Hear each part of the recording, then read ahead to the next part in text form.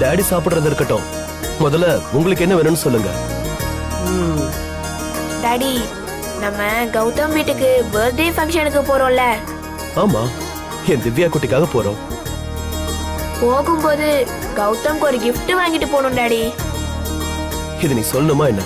ஒருத்தங்க வீட்டுக்கு ஃபங்க்ஷனுக்கு போறதுனாலே gift கொண்டு போறது வழக்கம்தான். டாடி, கிஃப்ட்னா பேப்பர்ல சுத்தி கையில எடுத்துட்டு போறது இல்ல.